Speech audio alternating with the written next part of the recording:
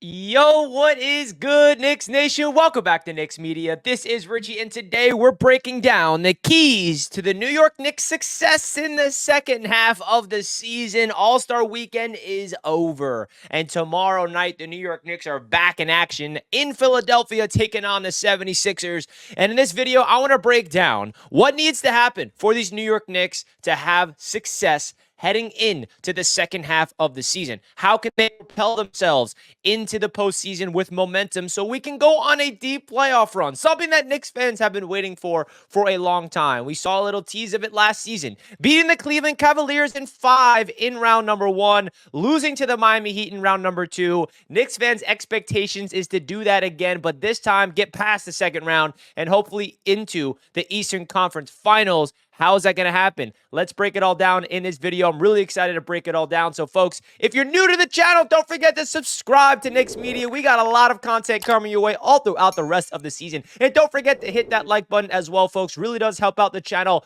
really a lot. And also, more importantly, comment your thoughts, Knicks fans. What do you think is the biggest key to success for these New York Knicks heading into the second half of the season? Love to hear what Knicks fans have to say down below in the comments. I missed you guys. I took a little break for the All-Star break myself as the content creator. I know Knicks fans took a little break, but we got Knicks basketball back tomorrow night, and I'm excited to be back making content with you all. So let's get into business. Now, the first key is the obvious one. It's the first key that I think every single Knicks fan is thinking in their head right now. Health! We got to get healthy. The one thing that's in the way of these New York Knicks is themselves, them being unfortunately banged up, okay? Now, we did get good news regarding health from the Knicks yesterday. We are expecting Isaiah Hartenstein, Dante DiVincenzo, and Bojan Bogdanovic back, but we don't know when Julius Randle, OG Anunoby, Mitchell Robinson will be returning. They're not going to be back immediately, but there definitely is some optimism that all three of them will be back in time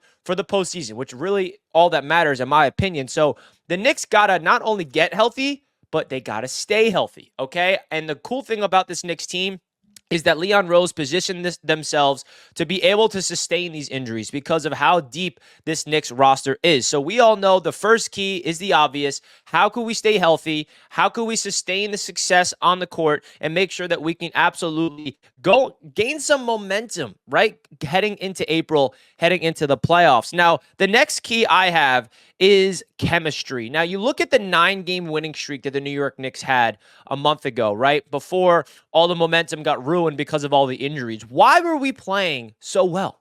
Why were the New York Knicks succeeding and dominating every single player, every single team on their schedule on that 9-game winning streak? Their chemistry was off the charts, and I feel like the Knicks got to get back to that. And it's going to be hard to find that same type of chemistry because of the new faces in Bojan and Alec Burks and OG Anunoby being injured and a lot of the injuries and a lot of different people sliding in at the starting 5. And they haven't been able to have continuity. And I think that's a key element to this Knicks team that they got to find is that continuity factor.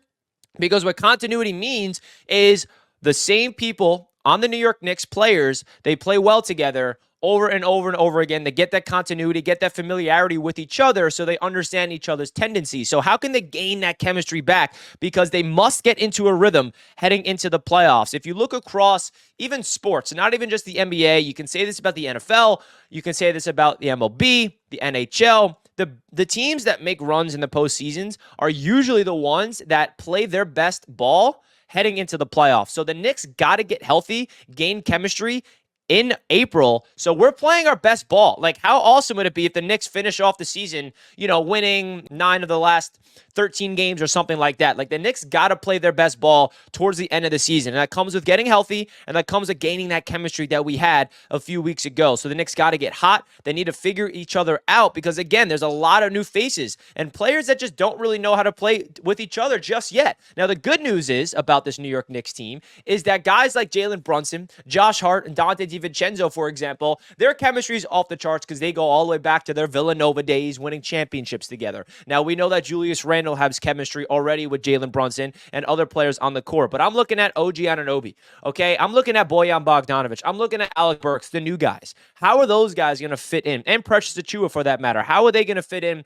when everybody is healthy? And that leads me into the next key is the new guys. Alec Burks, Bojan Bogdanovic. We got to see those two players in particular really help this Knicks team out, because Burks right now, not off to the best start in his return to the New York Knicks. Bojan Bogdanovic dealt with a calf injury, but he really needs to step up off the bench for this Knicks team, kind of replacing that Emmanuel quickly scoring role off the bench. I have a lot of high, perspectives and high views for Bojan off the bench, but we need to make sure that that trade was beneficial, because the Knicks sacrificed one of their, prize young players in Quentin Grimes, and some Knicks fans are already scratching their head over that trade. Was it worth giving up Quentin Grimes for guys like Bojan and Alec Burks?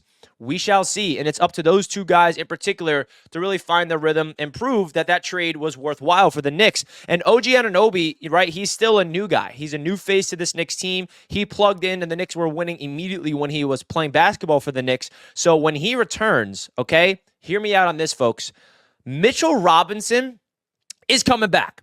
Hopefully. OG Anunoby is coming back. Those two paired up together should get Knicks fans extremely excited about the defensive potential, because I'm telling you right now, if we have OG Anunoby and Mitchell Robinson healthy at the same exact time heading into the playoffs, this Knicks team will be the best defensive team in the entire NBA. Maybe not the best, but up there, because we got a top 5 wing defender in OG Anunoby. You got one of the best rim protectors in Mitchell Robinson down low. And let's not forget how dominant Mitchell Robinson was early on this season. I know that we're all impressed and super happy about the, development and the star that Isaiah Hartenstein has become since he slotted in as the starting center. Nothing to take away from Hartenstein. What he brings to this team is absolutely awesome, and they're winning with him. He brings a different dynamic to that lineup. But let's not forget what Mitchell Robinson brings is that absolute defensive monster down low and that presence overall offensive rebounds. Let's also not forget that Mitchell Robinson absolutely destroyed the Cleveland Cavaliers in the first round of the playoffs last year. He was a big reason why we won that series. So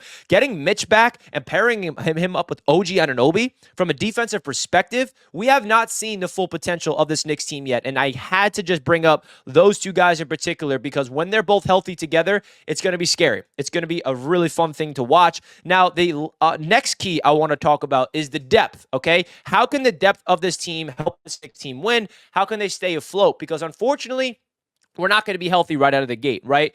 This tomorrow's game against the Sixers, we still have Randle out. We still have OG out. We still have Mitchell Robinson out. Unfortunately, injuries are a part of the game, so we may have some other injuries come up.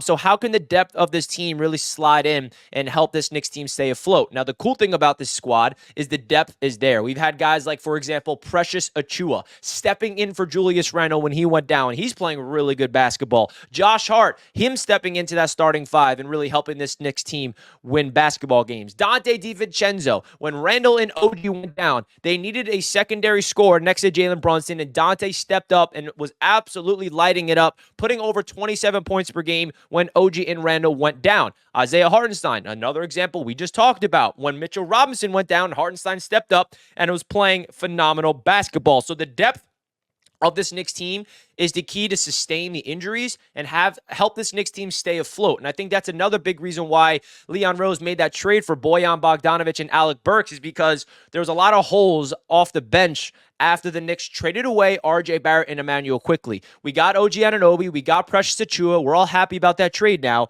but we're missing Emmanuel quickly off the bench, which is why the Knicks went out there and got both Bojan Bogdanovic and Alec Burks to give them more firepower off the bench to add more depth to this Knicks team. Now, there's going to be a really interesting problem to have. Hopefully we get to this point, folks, which is when we are fully healthy. Hopefully there's going to be some players that's going to be out of the rotation. We know that Tom Thibodeau is a guy that does not play, a 10-man rotation. So we're going to have to see potentially some guys out of the rotation. Maybe it's Deuce McBride. Maybe it's even Precious Achiuwa. That's a great problem to have that hopefully we will be talking about eventually. Now, the next key I have is Julius Randle. Is he going to return to all-star form?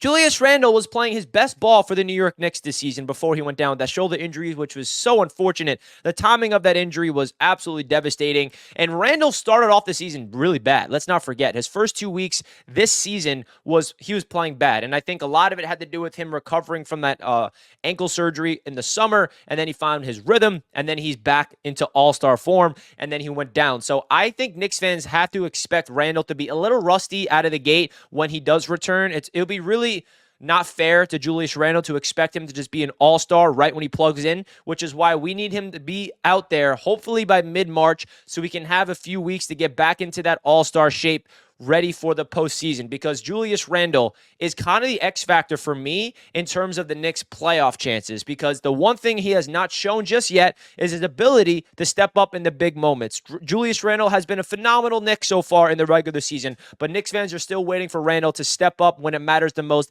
in the playoffs. So hopefully he can return to all-star form, because we cannot rely on Jalen Brunson to be the only all-star on this team. We need Randle to be that all-star caliber player that he was all season long now that he's injured. And that segues perfectly into the final key to the second half of the season. That's Jalen Brunson, folks. Can he sustain this MVP type of season? I think he will. I think there's another level to him to get to. Now, the cool thing about Jalen Brunson is that he's playing so well. He is the face of the New York Knicks. He is an all-star. He is a player that is absolutely putting the team on his back at times, putting up 30 a night, it feels like, every single game.